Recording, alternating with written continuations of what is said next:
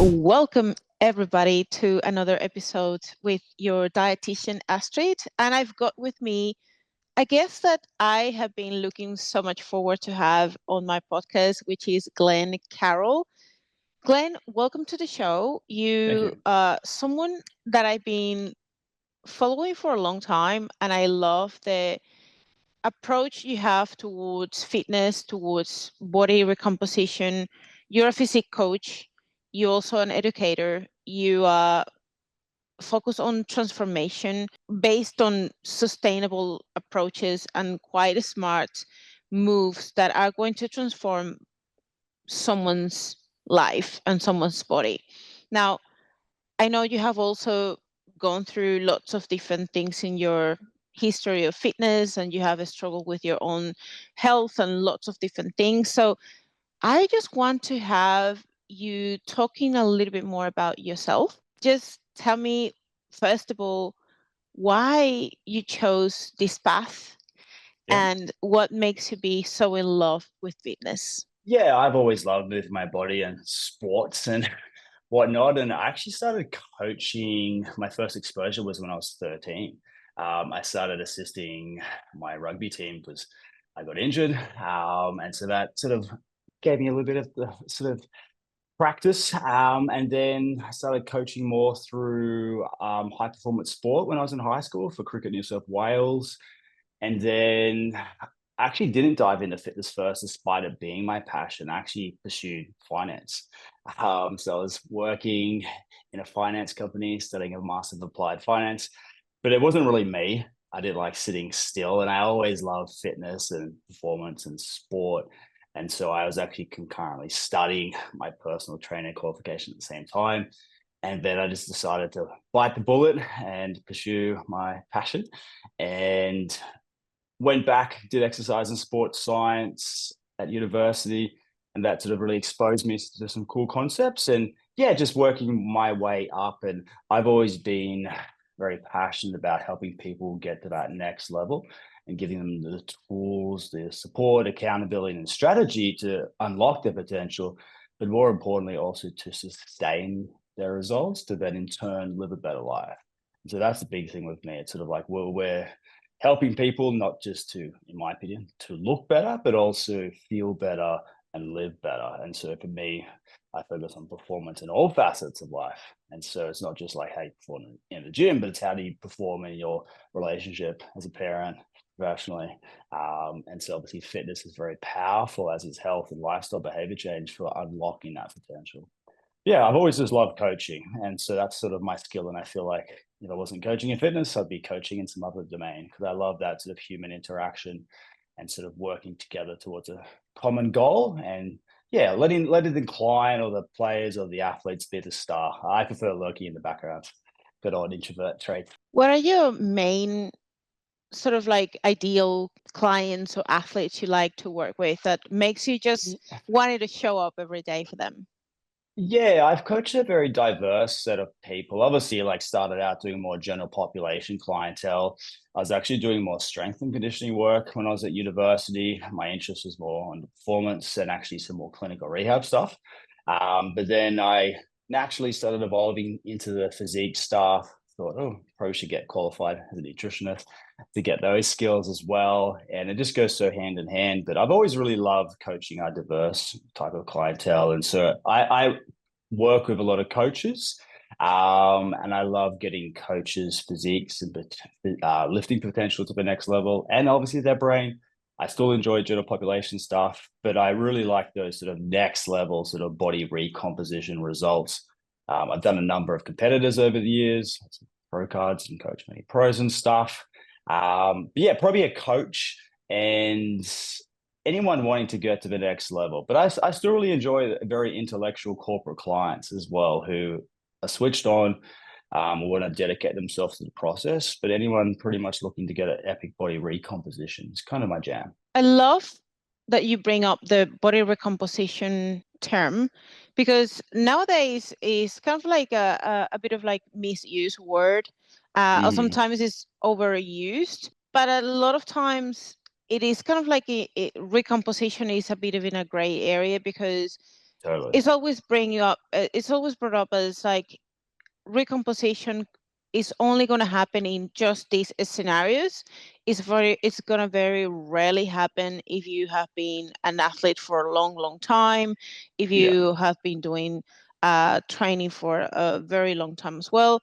What is your stance on body recomposition? Like, what is it for you that makes a difference? And when you think about these different scenarios, what is realistically viable for someone who is not in the categories that we usually tend to refer back to when we look at research? Okay, the usual people that are going to easily recomp are those that either are on steroids, have been long time away from training and then they come back, or like Mm-hmm. people that have a lot of weight to lose and then they lose Mm-hmm. body fat.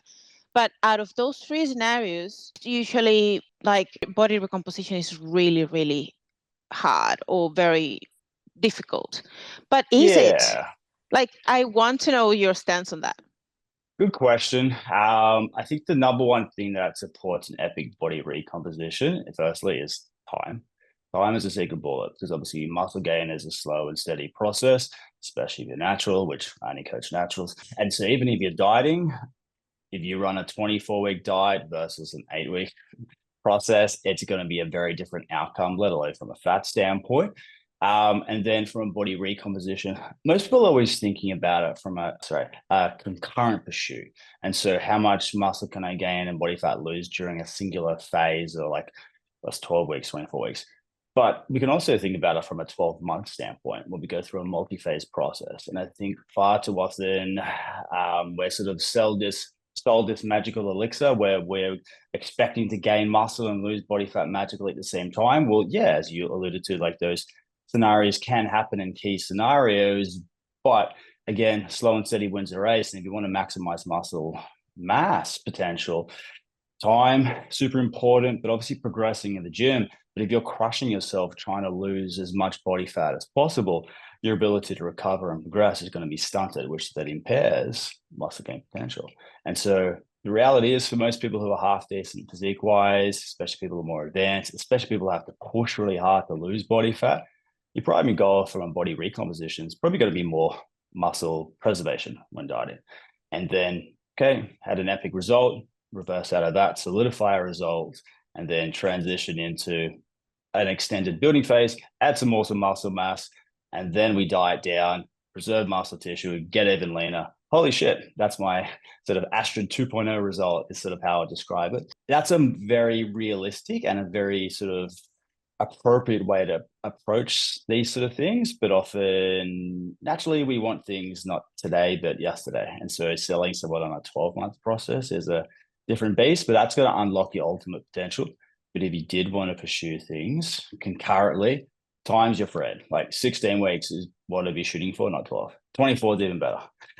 Just because then you can unlock more mass, go a little bit slower. But from my standpoint, integrating lots of refeeds and little mini diet breaks from regeneration standpoint to aid adherence, but also to aid training performance to then progress a bit harder, push a bit harder, better trigger muscle growth potential, which again is going to unlock superior body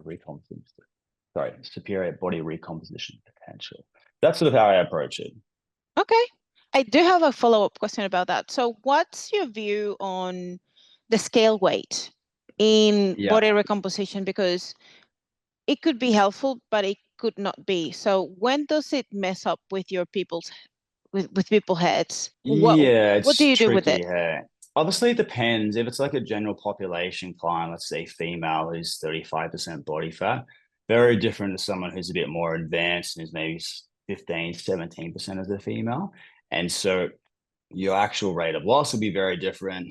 Many factors can impact the scale, but also we want to be looking at so many different variables or just indicators of progress, because the scale is literally just one factor. Of course, it matters. And obviously, the more body fat you're losing or you can lose, the more it's going to be probably the primary factor. But obviously, DEXA, skin folds, circumference measurement, pictures, such a big one. But then the tricky thing is trying to standardize all our assessment processes, because pictures can be easily distorted, whether that's accidental or not. but obviously the scale can be so distorted. And so the more variable your food intake, right down to timing, sodium intake, the more that metric can be a bit funky.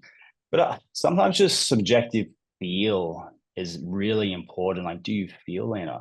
How are your clothes fitting? All those factors matter. And the scale is important, but obviously an alteration of your nutrition intake when you're dieting or when you're not dieting can definitely straight away impact the scale. And so if you go and have you're dieting and you drop, I don't know, 175 grams of carbs from your daily intake, that's going to impact the scale. Likewise, if you go and have a refeed day and punch out an extra 350 grams of carbs, the next day the scale should go up. And obviously other things like cortisol and what can impact things as well, because dieting very much fundamentally stressful.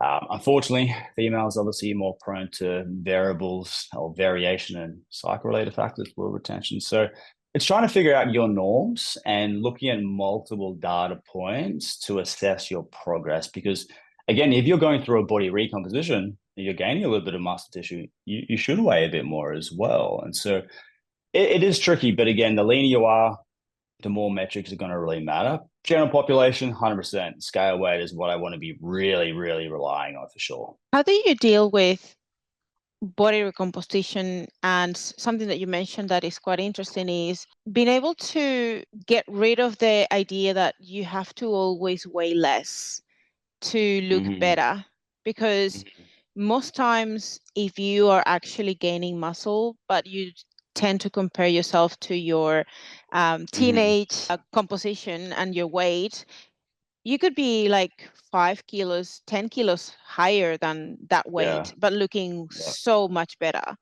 So how do you deal with that mindset and that framework when you talk with with general your population? clients? Well, with females, like it is anyone. tricky because again, societal norms and expectations and sort of the messaging there can definitely mess with your head. So it is unfair and it's concerning. And so it's having open, honest discussions about A, how are you feeling? But obviously B, just sort of there's an education process as well. And the scale should go up. I'm drinking a liter of water right now. I'm going to weigh heavier when I get off this podcast. And so just being aware of the fluctuations in the scale can be terrifying sometimes, but also empowering, because obviously daily weighing versus once a week, you're going to get very different data. But obviously weighing in at certain times can be like, holy crap, I just gained 1.5 kilograms from yesterday to today, but is that body fat? No. And so then just educating people on what is physiologically required to actually gain body fat. I'm like, well, did you eat about 15,000 calories above maintenance? No. So just relax, just give it 2 or 3 days and it's fine. The average that matters. So we want to be able to obviously zoom out and focus on the big picture. But for me, I think it also comes down to not just education, but emotional regulation. And that's something that's really overmessed when it comes to not just life, but obviously physique, health, and fitness. I struggle with it myself, but then when it comes to fitness and food and training, I'm actually very good.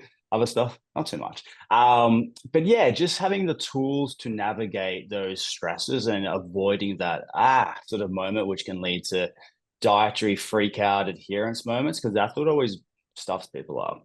It's that sort of behavioral response to a stressor, which can very much make life a lot harder than we ideally want it to be. And so we can improve someone's behavioral responses to a scale weight fluctuation.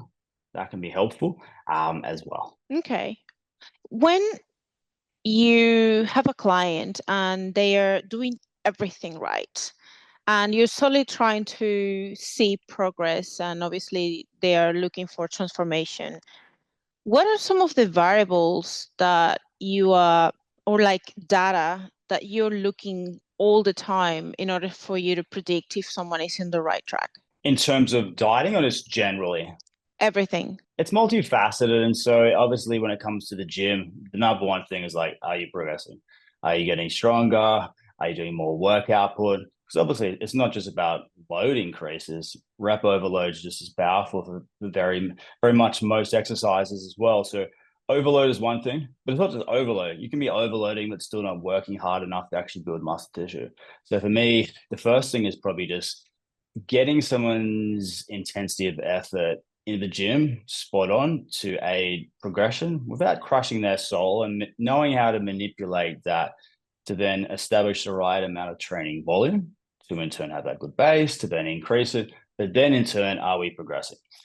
Obviously, as well, exercise execution, range of motion, all that stuff, super, super important. Also, just staying healthy in terms of just looking after your body professionally. And you don't have to be a professional athlete to respect your body.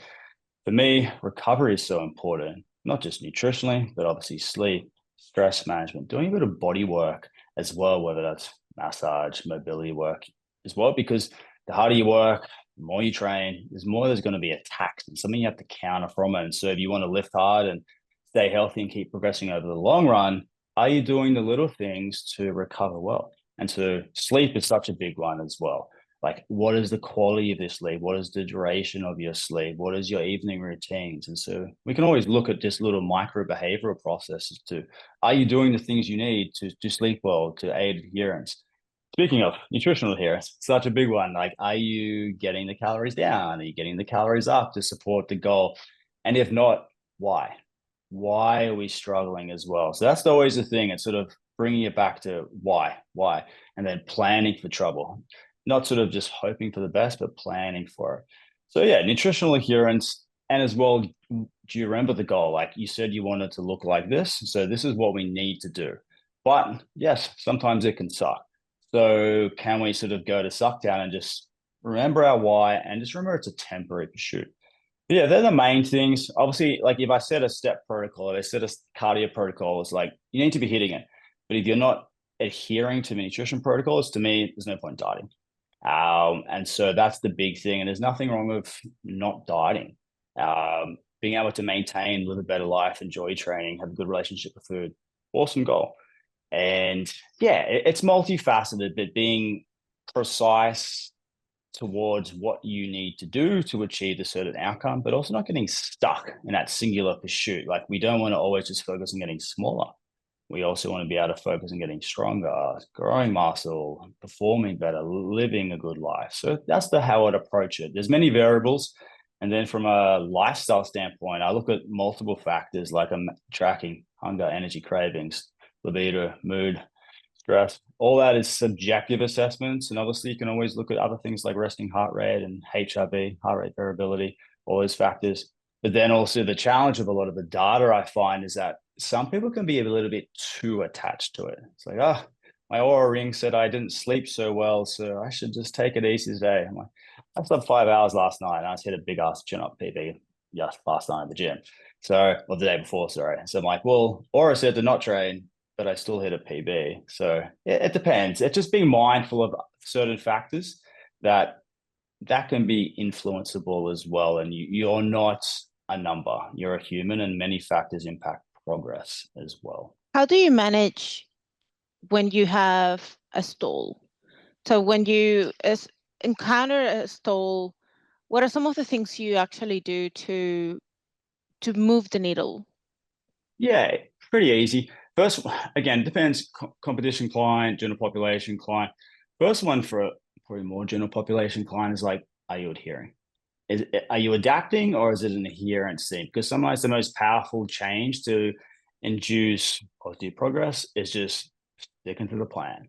But then it's, again, digging back to why we potentially may be struggling with adherence and adapting the protocols if need be. Assuming adherence isn't a thing, sometimes to kickstart major progress, you just need to make a little change. And so it's those little micro changes, whether it's 75, 125 calorie drop, something like that, from experience can be very powerful if you're consistent to kickstart change, just like an extra 1,000 steps, adding a 30-minute cardio session. So it depends. I use a combination of things, but I'm just looking for a little change. But often before I may make a change, because dieting is tough, often I may actually give someone a little reboot first. It's like, okay, cool. I know you're struggling. We're adapting hard.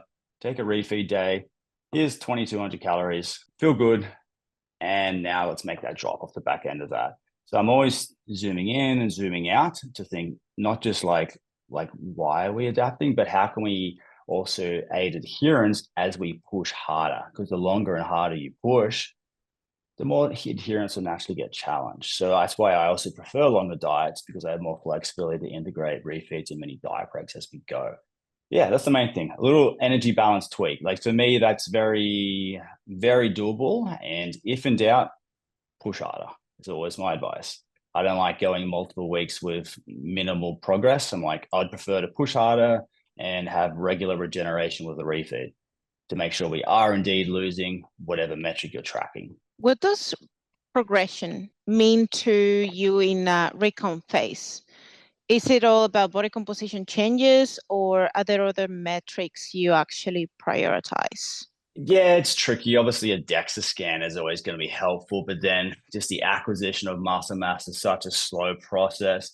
And nutritional status, hydration status, stress hormones, all those things can obviously impact a DEXA as well. But you're probably going to, instead of just zooming out, we're probably going to zoom in and think, what are our sort of micro behavioral sort of process-based goals?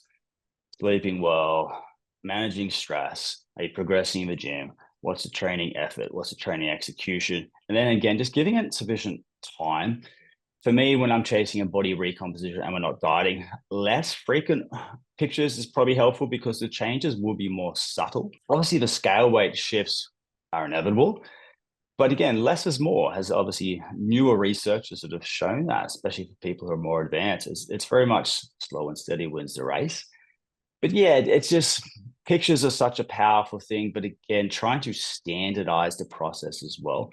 But one thing I often tell clients, shooting for a body recomposition when they're in a building phase or a maintenance phase, it's just trust the process, do the micro sort of behavioral based processes, recover well, feel your body, train hard, but your ultimate reward will be revealed at the end of your diet, because we have to trust the process that we're adding a bit of muscle tissue, and it may not look like you're doing it now because you may see more body fat gain. But if you've added an extra, I don't know, 1.5 kgs, 2 kilograms of body mass, muscle mass, sorry, that'll make a gigantic difference when you're super, super lean.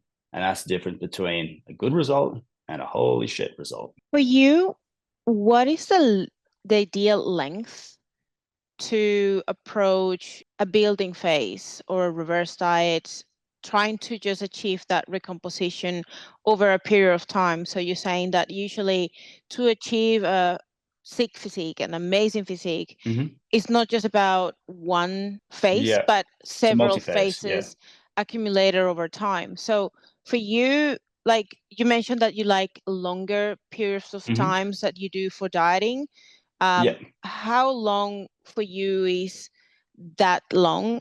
And when it comes to then getting out of that deficit and then now building that body back again, and how long does it take? I always tell clients, if you're dieting, to factor in a little bit of a reverse, to factor in some refeeds and diet breaks, to factor in losing enough weight, assuming they've got a decent amount to lose. View it as a 24-week initial process, because we want to make sure we're actually losing enough body fat, preserving muscle tissue, but also sustaining our result with a reverse diet. But I feel like people mess up reverse diets, and there's a massive misconception as to what should be happening, what's entailed.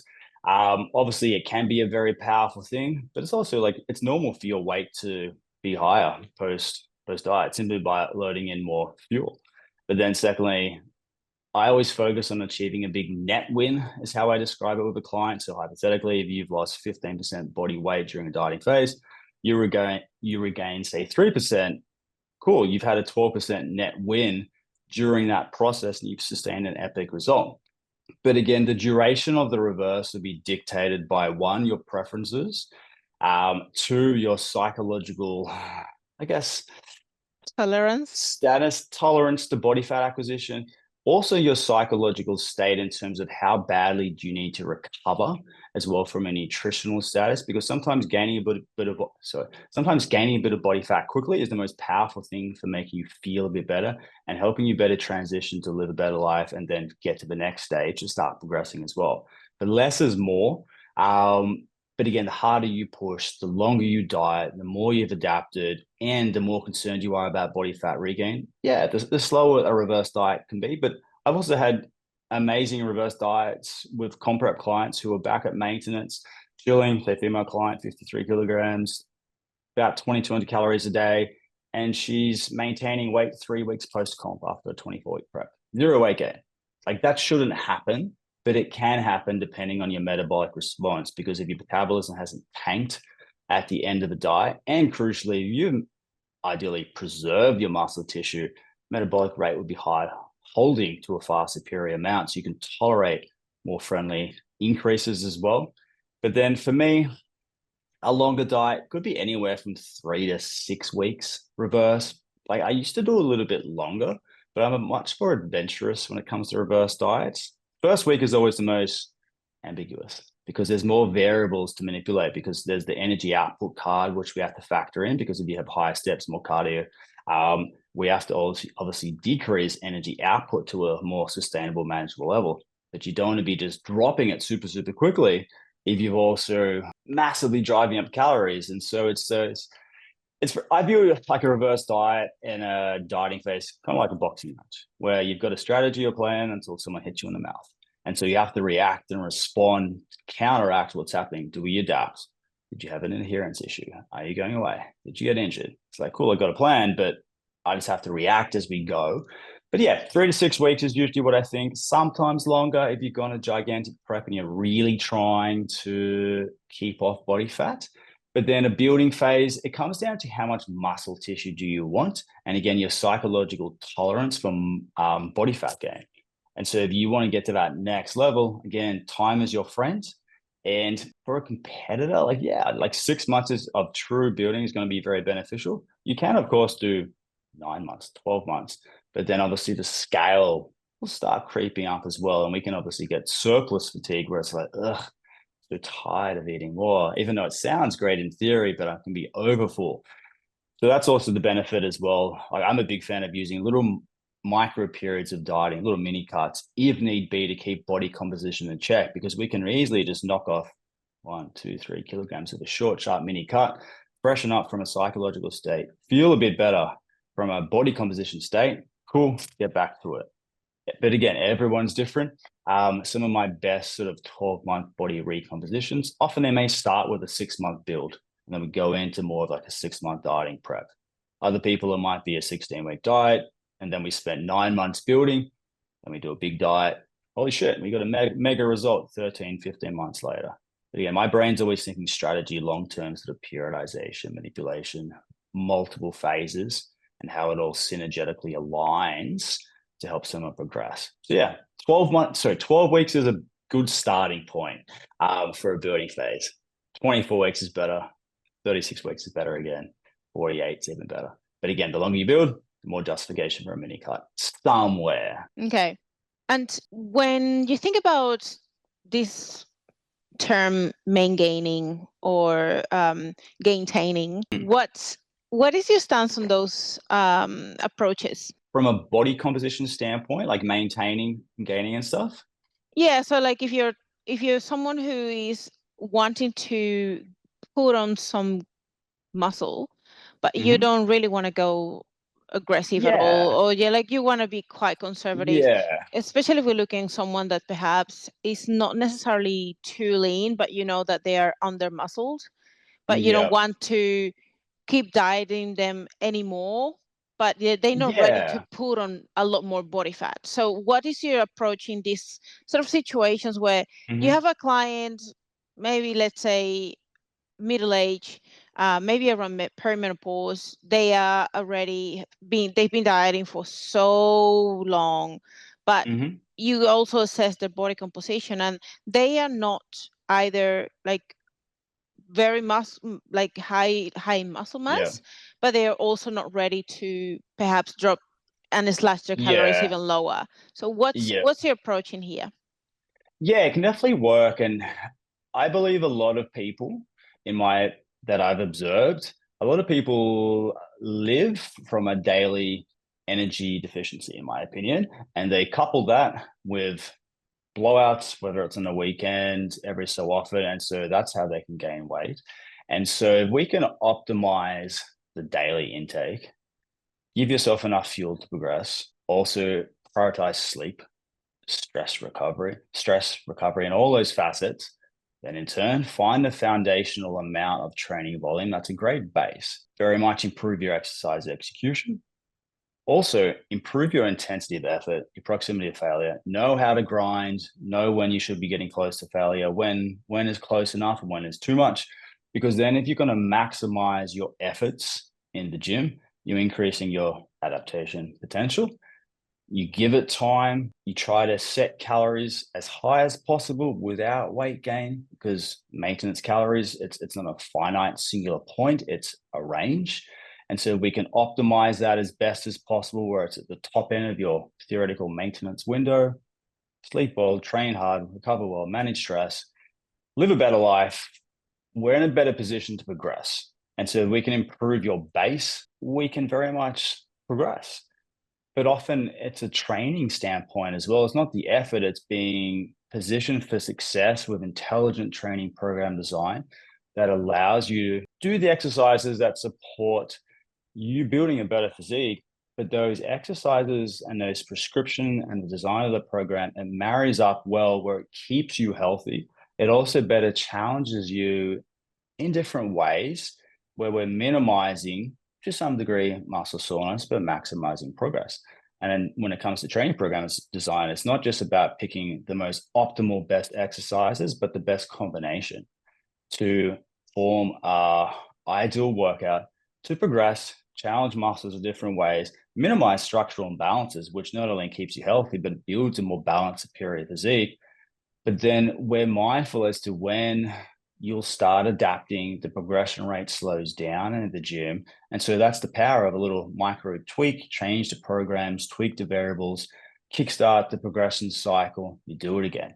And so that's the power of personalized periodization, intelligently designed programming, which then in turn marries up with optimizing lifestyle and marries up with a superior nutritional intake. And then you work harder, you execute exercises to a great degree. Because again, you could be back squatting, but if you're back squatting to 3 inches above parallel versus 3 inches below, very different outcome and benefit. Obviously, glutes, quads, adductor magnus.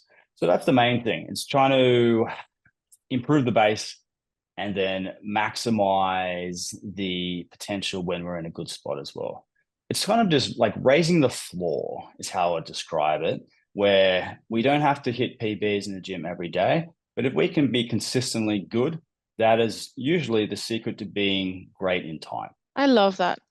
Let's move to a section that I am really keen to touch on, which is best movements for body recomposition and what are your go-to list of exercises. So usually we know that the best exercise isn't necessarily the flashiest or the most popular, is the one that actually gets the stimulus right and targets the muscle that and the area that you need to work. So the way you do it and the way you perform it is also important. So if we look at glutes, for example, what would be your go-to compound movement? Would you hit, like if we were to choose between barbell hip thrust or glute bridge, which one would you go for? It depends on your definition of a glute bridge.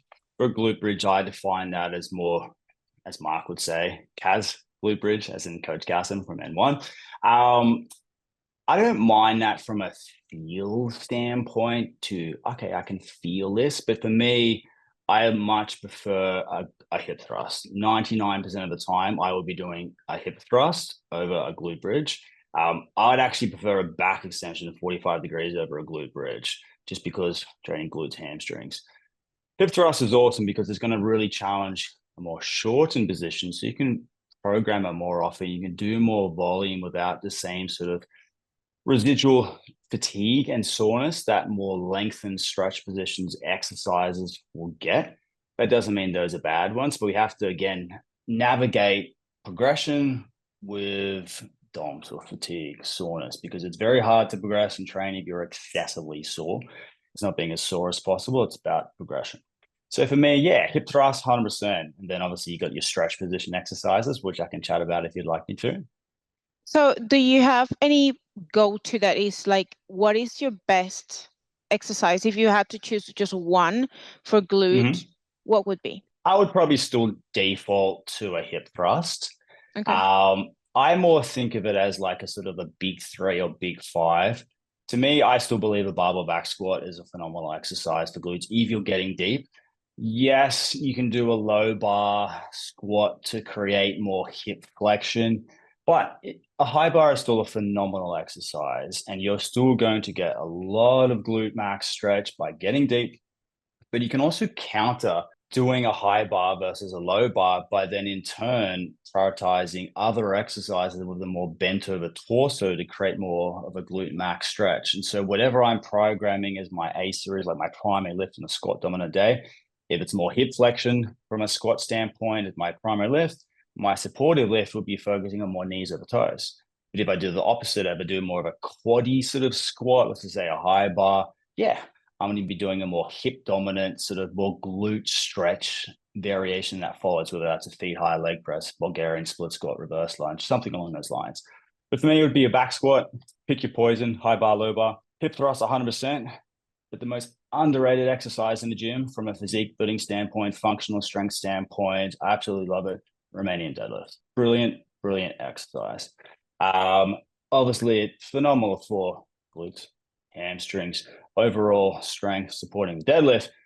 But just because you're keeping the tension on in that stretch position at the bottom, it's such a good exercise as well, where it's challenging a stretch position. You can work hard enough, but the sort of the tax from it is, or the feel from it, and maybe the psychological motivation to do that is a bit different from a barbell deadlift.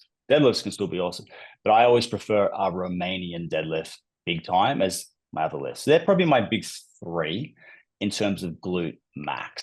Obviously, glute min, different story, but then supporting those big three with unilateral exercise are incredibly important. I'm a massive, massive fan of unilateral work, whether that's a lunge, a split squat, a unilateral leg press. If you want more glutes, feet high, or even curtsy style, phenomenal for getting to that glute ham tie in as well. I do a few very creative step up variations. Yeah, anything like that is super important. But the other big thing when it comes to muscle gain is also just balancing some of those compounds, which obviously there's a little bit more instability, of course, different sort of degree of effort you're pushing. I then in turn want a really high effort, high stable, sort of high stability variation to really drive effort, to really aid overload potential, but also punch out more volume with a different sort of fatigue standpoint, and effort is how I describe it. Like that is really, really important. That's the benefit of a hip thrust. That's why I love machine hip thrusts as well. It's a lot easier than a barbell hip thrust. And so I personally, I don't hip thrust that much, but I've just got access to a hip thrust machine again. I'm like, this is much easier than a barbell. Just from a loading standpoint, stability standpoint, because if you get strong, downside of getting strong, more weights to load onto the bar. It's annoying. More weights to load off. And if you're dieting, the last thing you want to be doing is unloading 8 plates to the side from a hip thrust. Now, with hip thrusts specifically, are you fan of using, or do you believe like adding a mini band around the knees would probably make a bit of a difference? Yeah. It depends. I used to do more of it, to be honest. And there's a lot of different variations that you can employ when using a mini band around the knee. Step one also in considering that is, what is the tension of the band? Is it a light stimulation where you're just getting a little bit of sort of activation going on, or is it a lot? Because if it's a lot, that's going to give you a very different feel, and that could in turn lead to you being very uncomfortable and cutting the set short. So is the priority the band, or is the priority on the thrust? For me, the priority should be the thrust motion if you're using a band. And then in turn, if you're using a band, what are you in turn doing with the band? Are you holding your knee positioning constant, or are you trying to abduct and open your knees up as you thrust up? Because there's a lot of different variations you can employ. Brett Contreras, phenomenal glute coach. Big fan of, I saw recently, showing a lot of justification for adding bands in. And so I actually went away from doing more banded thrust work, but I'm open to changing my mind. And so I was quite impressed with the research he articulated. But then I know other smart, intelligent coaches Coach Carson from N1 would usually disagree because I believe he would be, because you're performing two actions concurrently. Like I know he's not a fan of frog pumps, for instance, when you're thrusting with more of an abductor position. But for me, like I usually separate the two motions. I do a lot of abductions, various angles, bent leg, straight leg, lying, standing, seated. But I usually prefer to lock into that thrust by itself, unless someone just needs to feel things as well. Likewise, from a feel standpoint, again, I've gone away from doing more pauses in the shortened position just based off modern research. Likewise, less 1.25 reps in the shortened position, less triple contractions. But sometimes if you're coaching someone over a 3-year period, it's not going to hurt to throw in some 1.25 rep spicy stuff in the short position in an off season when you've been thrusting the same way 3 times a week for the last 3 years. Likewise, if a general population client wants to feel like they're doing something, yeah, 100%. Sometimes a bit of spicy stuff can be good to make sure they're actually getting to the lockout position. Conversely, if you think there's been a bit of down regulation of someone's glutes, tight hips, things are jacked up, a bit of poor mind muscle connection, some shortened position pauses at the top range can be very beneficial. Oh yeah, I feel my glutes. Whenever you pause, you increase neural signaling to that muscle. And so you can get a bit of an increased activation potential there. So that's the benefit then in turn of potentially using a glute bridge, less explosion, more control, shorter depth, big pause. So you can play with it in that sense as well. You mentioned that you like a lot the RDLs, the Romanian deadlifts. Yep. How much of a difference is that versus if you did sumo RDLs or like even good mornings? Good mornings can definitely work, and it depends on, well, the good morning itself, it's a different bar path. It's going to be a more of a lengthened sort of bias resistance profile where it's going to be far harder at the bottom relative to you coming up from a Romanian deadlift. Romanian deadlift should be much more vertical. And so good mornings, yeah, it's going to be very stretch bias, which can be good. Different loading potential, different upper body involvement as well, which can be helpful in some ways if you're trying to control the amount of muscle mass you've got. The dilemma of good mornings for some people is just simply upper body mobility. Can you get into a low bar posture? But if I'm doing a good morning, it's usually a low bar position is my strong preference, or I might do a safety bar just so we're more secure. I would still 95% of the time favor a Romanian deadlift over that. Sumos, I don't prescribe a lot of sumo variations these days. I'm not opposed to them. I more use a sumo from a strength standpoint, from a sumo deadlift standpoint. Obviously, different sort of abduction positioning of the hips, different sort of lateral glutes, adductor control. But again, I don't think it's a bad thing to sometimes sprinkle in some variations to challenge and train muscles in key ways. Like 3 sets of a sumo whatever, or 3 sets of maybe a suboptimal exercise over the course of a year, and you do that 3 sets times 8 times over 2 phases. It's absolutely nothing, because ultimately the main thing that keeps people progressing at the time is just training enjoyment. And so it's important to sprinkle in exercises you enjoy, because sometimes you don't like doing, I don't know, a barbell back squat, but you might like doing a front squat.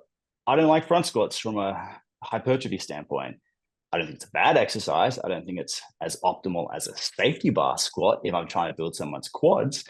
But if someone likes a front squat, I have zero problem integrating that at key times, because if my client likes it, they train hard, they progress, and then they in turn do the hard stuff that follows. That's good. And so we're trying to balance needs and wants. It's how I sort of think about it from a training standpoint. Now, moving to another exercise, another muscle group, like when you think about quads, what is your go-to compound exercise you like the most? I would always do a high bar back squat. I also think a safety bar squat is phenomenal. Different bar positioning, different bar placement, very friendly for getting more knees over toes, more of a quadricep stretch, often very friendly for getting more depth as well. Those two are phenomenal. There's nothing wrong with doing a low bar squat. You'll lose a lot more load, but that's probably my preference. I'm a bit of a weirdo. I like, they're called Hatfield squats. So I put a safety bar on my back and I actually hold on to the squat cage for higher stability and free up my hands. Just to the outside person, it probably looks terrifying and crazy, but it's phenomenal for just punching out extra work with a bit more stability and achieve a true close proximity to failure. So I think that's a phenomenal exercise. I do a lot of Hatfield variations personally for quads and glutes where I'm just freeing up my hands, and I'm a massive fan of doing them with a split squat as well. But yeah, squat patterns, any squat machine can be very helpful from pushing a high intensity of effort. The stability factor is so important. You can fail a lot safer if need be and if desired. Pendulum squat would be my number one supportive lift for sure, just due to the nature of the resistance profile, the stability, the way it arcs down and helps you get more knee over toes. That would be my number one supportive exercise. Hack squats can be great, but hack squats are sticky as hell. I find at the bottom, they just can feel like going from 0 to 100 so swiftly. So that's why a little bit of reverse banding I find can really help as well, to give you a little bit of pop at the bottom. Other stuff, definitely leg extension. Phenomenal exercise for building rec fem quad muscle, just due to the nature of your hip staying flexed, just because your rec fem performs two actions concurrently during a squat, won't be very well trained during your squat motion. So if you want to add more quad depth, so to speak, or thickness, leg extensions. Again, you can also push a monster intensity of effort, grind really hard. And if you're lucky, like I have at the moment, if you have a leg extension that allows you to manipulate the resistance profile via changing the loading points with, say, plates, extremely beneficial, because you can turn it into a mid-range bias exercise. You can do a lengthened bias exercise, like the prime machines, 3 different load attachments. So you can manipulate the leg extension very nicely, but you can also manipulate the leg extension just by manipulating tempo and a pause at the bottom. It alters the effort needed in the stretch position. Secondly, add a pad around your feet, gives you a bit more stretch of the vastus quad muscles. Thirdly, if you want to stretch your rectus femoris more, lean back, shift the seat back, change your hip angle.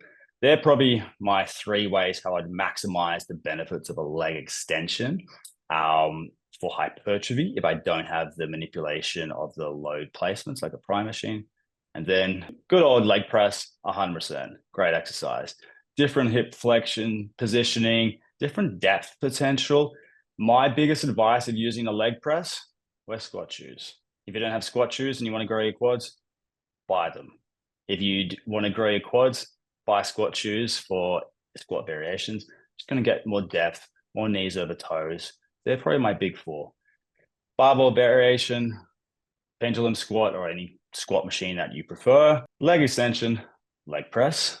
And then if you want to think from a structural balance standpoint, yeah, you can still sprinkle in things like split squats and whatnot. But if you care about true hypertrophy, prioritizing more unilateral higher stability variations, leg press, unilateral, leg extension, unilateral, which is very rarely done. Both great exercises, a bit more effort, but they're awesome variations. You've posted a lot about micro adjustments with your foot positioning, especially for quad dominant work.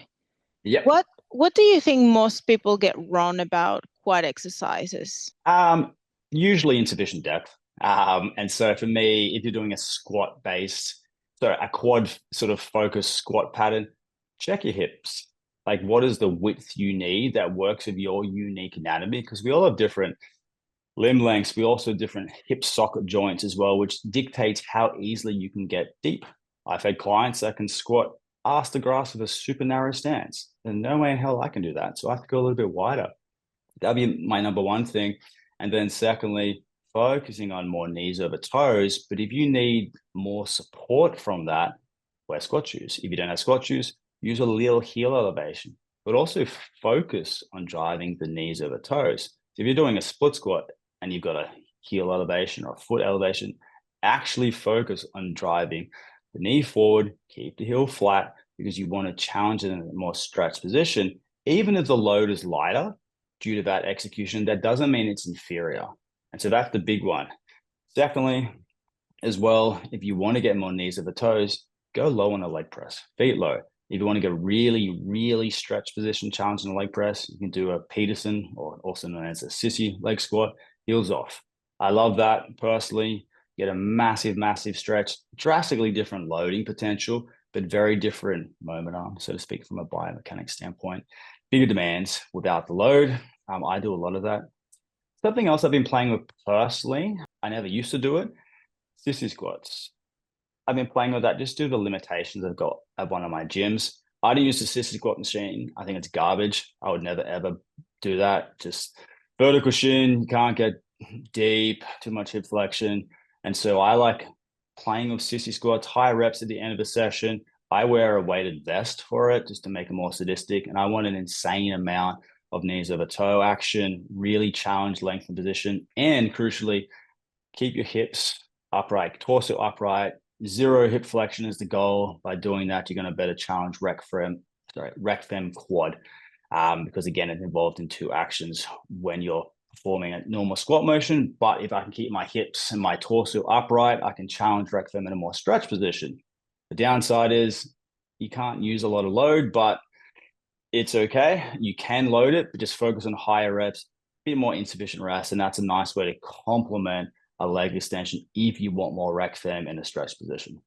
Would you do supersetting with like leg extension, sissy squats, or just You could. It depends one on of the other? Yeah, it depends on the training stimulus. Like 99% of the time, 95, I would be prioritizing leg extensions just because the true effort, the proximity to failure, the work essentially to and past failure is a very beneficial thing with a leg extension, because if it's hardest at the top and you lose that shorter position and it's the final set of your workout, keep going. Lengthen partials is what to be focusing on. Make it suck, make it hurt, keep going, 3 more, 2 more, 1. Okay, that sucked, done. You could do your classic sort of supersets, same muscle group, it's called agonist supersets. The downside about that is there's going to be more fatigue generated, different training stimulus.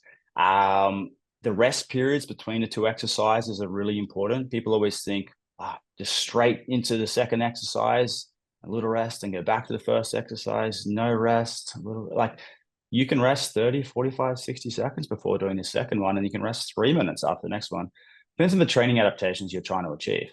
If you want more of a metabolic endurance standpoint, yeah, different rep ranges, different rest periods. You may be mindful of the volume, but then also being mindful of the nutrition status you're in, because if you're doing very stressful, very carb powered, metabolic fueled training stimulus and you're dieting, especially pushing hard, yes, you're getting the subjective feeling of hard work, but is it beneficial for you to progress in the gym? Feelings don't equal progress. And so I actually prefer more spicy stuff, more higher rep stuff when a client is not dieting, because they can better tolerate those protocols and use the carbohydrates to maximize their work output. But secondly, something no one talks about is how conditioned are you to tolerate agonist supersets, same muscle supersets, because they suck. They're very different. If you go and do 8 reps of, say, I don't know, let's just say a leg press into 15 reps into a leg extension with 15-second rest between the leg press, leg extension, 2 minutes coming back for the leg press, you do 3 or 4 sets, it's going to cook you with high effort. It's cooked me before. But again, if you're a bit more conditioned to that by doing different protocols in the subsequent or the phases 1 to 2 prior, building that sort of endurance base, building that stimulus base, so then you can better recover between sets to maintain a higher work output to then better progress. Because if you're excessively fatigued, you can still be working hard and not maximally recruiting all your individual muscle fibers. That is the key when it comes to, one of the keys when it comes to muscle gain is recruiting and then in turn fatiguing as many individual muscle fibers as possible. That's why rest is such a powerful, powerful factor and often a limiting factor for a lot of people. because if you don't rest enough, your quality of work goes down. And so I'm a big fan these days of longer rest, less total sets, higher intensity of effort. But everyone's different, because if you don't work hard enough, I mean that in a nice way, you're going to need a few more sets. So that can be the benefit as well. But then sometimes people want to feel things. So then there's nothing wrong with a little bit shorter rest. But it depends. Depends on the exercise, depends on the muscle groups involved, because you can be doing 60-second rests on a bicep curl preacher style, very different to doing a barbell back squat. There's no way a back squat you're going to be able to maintain a quality intensity of effort. So some of the cool protocols and classic Charles Poliquin protocols, like, they're fun. Garonda method, 8x8, 45-second rest between each set. Cool protocol. Never would I be touching that these days, even though I was taught that back in my clean health days. But yeah, it depends. Again, it depends on the person, depends what you're trying to achieve. But that's how I'd sort of think about things from a training standpoint. My preference these days is 99% of the time, straight sets or antagonist paired supersets, which is definitely my priority, especially of upper body. So think push-pull, shoulder press with a rear delt row, or incline press with a pull down, anything like that. A, it creates more efficiency. B, it better preserves work output. C, it does build a little bit of conditioning into the workout itself, which is always nice. But it's a little bit of a different beast doing antagonist paired, say, squat of a leg curl supersets for someone who's strong with insufficient rest periods, because the work output will start sort of taking a hit. So that's the big thing. So these days, even though I love supersets, very much for upper body, but then I always have to be realistic with what a client can do. So an underrated question to ask a client when you start with them is like, tell me your gym layout. Can you superset a lunge with a leg curl? Wherever dumbbell is located relative to your pull down and seated row, because I'm not giving generic protocols. I'm like, I love supersets, but can you do that? So then the trade-off sometimes with a superset is, well, I can do a superset, but maybe I'm doing a suboptimal exercise to make that pairing. So it comes down to the person. Do we want more of that paired efficiency because they're a busy corporate client and they only got 45 minutes to train? Or is it more of a coach or physique athlete who can punch out a 90-minute session? So maybe it's not as optimal to do supersets, so we do straight sets. Rest 2-3 minutes between sets. Cool, bang, high effort, go to the next one. That's how I'd sort of approach it. How do you go about compound movements for targeting your hamstrings? You did mention that Romanian deadlifts are great for glutes, but how about hamstrings? What are your go-to hamstring exercises? If we want knee flexion, obviously leg curl is the way to go. It's going to be superior for your lower hamstrings, so your more distal hamstrings. Seated leg curl would be my priority over leg curl, lying leg curl, but that doesn't mean like a lying leg curl is inferior. I don't have access to a seated leg curl at the moment. My hamstrings are still feeling good and strong, but definitely knee flexion work. And I use all, in an ideal world, I would use all three. I would use a seated leg curl, lying leg curl, and a unilateral leg curl. Ideally, a standing one or a kneeling one where I can actually bend my torso a bit over and have a bit of a lean, because all three will have a different hip positioning. But from a hypertrophy standpoint, I would prioritize a seated leg curl, more hip flexion, more stretch of the hamstring. And then I can manipulate the degree of stretch of a seated leg curl by altering my torso positioning. I can do my torso back, classic style. If you ever want to take that stretch to another level, cool, I'll change my hip flexion angle, lean forward a bit more, and I've got more stretch. Likewise, big fan of structural balance development and training. So trying to clean up imbalances between the two sides, symmetrical muscle mass, symmetrical strength. And so unilateral work, so important as well. Seated leg curl obviously can be great for that. And the benefit of a seated leg curl, you've got higher stability. You can just lock down and stay in place. So knee flexion, that would be my number one, seated leg curl. Then I would obviously focus on any of your hip hinge motions as well. If you want to better train hamstrings, less knee flexion will better stretch your hamstrings as well, because it performs two actions concurrently. And so more of like your stiff leg deadlifts can be such a great exercise. That doesn't mean a Romanian deadlift is an inferior exercise. It's still a great exercise for posterior chain muscles. But stiff leg stuff, 45-degree back extensions. Absolutely love 45-degree back extensions. A, it's a different stimulus or different resistance profile to the other more stretch-based exercises. B, you can more easily set it up and punch out higher effort quickly, which is nice when you're at the end of your session. And yeah, just see it just complements your other stretch position exercises so well. Plus, yeah, you still get a bit of glutes as well, which is always nice. They're probably like my big three is pick a hip hinge. Probably I'd prioritize a stiff leg over a Romanian, but I use them both. Secondly, knee flexion. I'd default to a seated leg curl. Thirdly, I'd complement that with a 45-degree back extension. Phenomenal exercise for every single person in the gym. I think that one exercise that particularly I love a lot, that I feel a lot better and reduces a lot the pressure on my lower back is single leg. How do you feel about those? Totally fine. Depends on the stimulus. I use a lot of unilateral sort of work as well. So depends on the load placement. If you're doing contralateral, ipsilateral, so which side are you placing it on? Contralateral placed on the other side of the working leg. You're going to have more lateral trunk and glute instability or demands. And so that can be a great exercise. It will cap the loading potential a bit more due to the instability. I think unilateral RDLs are great, but if you're going to do them and you care about muscle gain, hold on to something. A hand-supported unilateral RDL or kneeling, great exercise. I'm a massive lover of B stance Romanian deadlifts, primarily with a dumbbell. You can do it pretty hard with a barbell as well, but B stance are phenomenal. You gain more stability. And secondly, ideally, you're doing two dumbbells or a singular barbell, so you increase the loading and the challenge on the hamstrings. And so they all have their place, but it depends on the exercise order, the client as well. What have you done in other parts of the program? But yeah, they're excellent exercises. I'll still default to doing more of your primary compoundless bilaterally.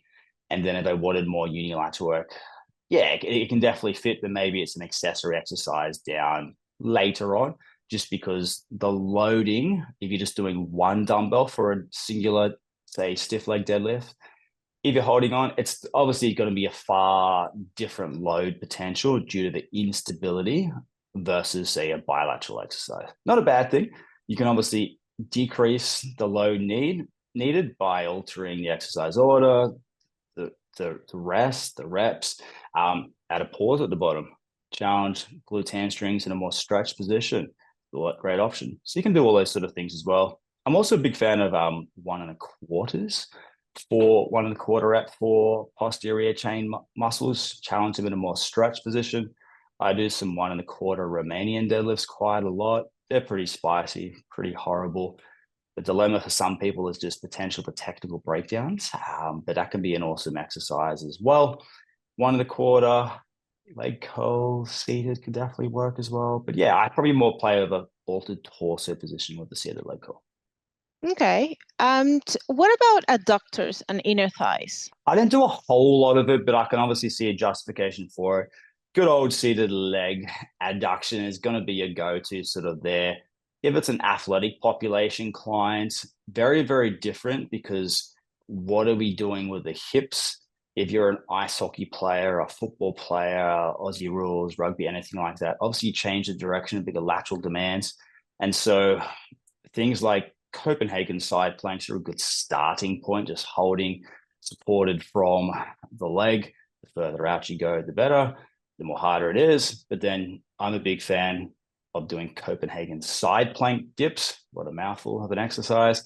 You're holding Copenhagen, you're dipping down, getting more of an actual true adduction element. Great exercise. Yes, you can do things like Cossack squats or lateral lunges as well. The dilemma is going to be obviously from a loading standpoint.